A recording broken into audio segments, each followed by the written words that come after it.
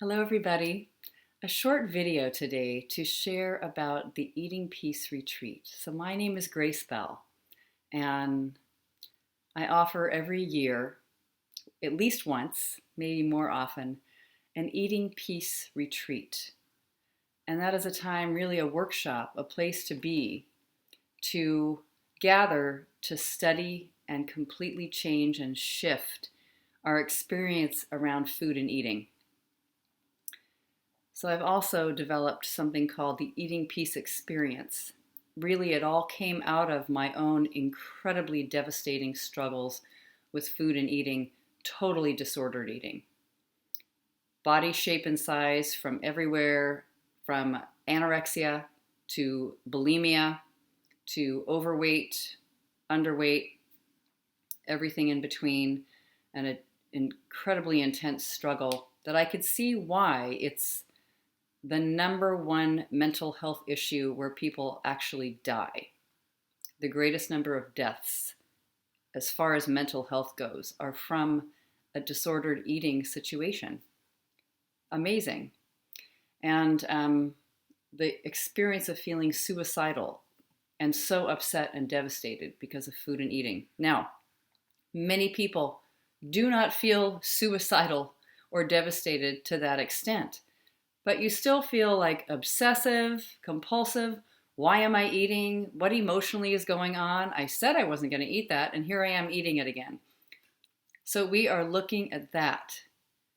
I might have had it to an extreme level, like many of us suffer from, but people who occasionally overeat and don't understand why, and feel like they are constantly struggling with extra weight or a diet mentality, also feel drawn to study this work. You have your own medicine. This is what's amazing.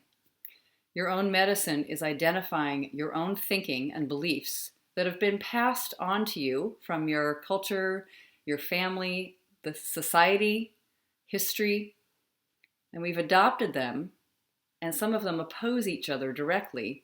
And we've adopted them and begun to believe them without question, without inquiry. So we automatically are thinking, for example, I absolutely must be thinner, at the same time as thinking, I want to eat whatever I want, but I'm not allowed to because I need to be thinner. And we get into these loops of story, our perception of the world, our ideas about food, eating, and our body image become completely insane because they actually are all opposing each other. So we don't know what to do, feel stuck, throwing our hands in the air, apathetic, despairing, just wanting to give up. There's no seemingly peaceful solution. The thing is, there is a solution. It's called self-inquiry. I use the work of Byron Katie, which is a tool of very simple self-inquiry to identify clearly these thoughts that many of us have adopted and we're religiously worshiping that get in the way of us experiencing life peacefully and joyfully with food and with eating experiences in groups, in families, by ourselves, on the go, traveling in the world. Our experience about taking in food and being with food, having hunger, having fullness, can be peaceful. We experience that when we come on retreat together. It's just my deepest intention to share with everyone these beliefs. You get to identify them and be with them, and then take them through the inquiry process and mindfully eat together. Noticing what disturbs you, really seeing what those thoughts are, bringing them out from the underworld, which, as my mentor Byron Katie sometimes uses that word, and I think that's quite wonderful because it feels like my underworld of eating issues began before I was even 8 years old, even though I didn't really have full-blown dread and anxiety about eating until I was probably about 15. And then even worse when I left home when I was 19.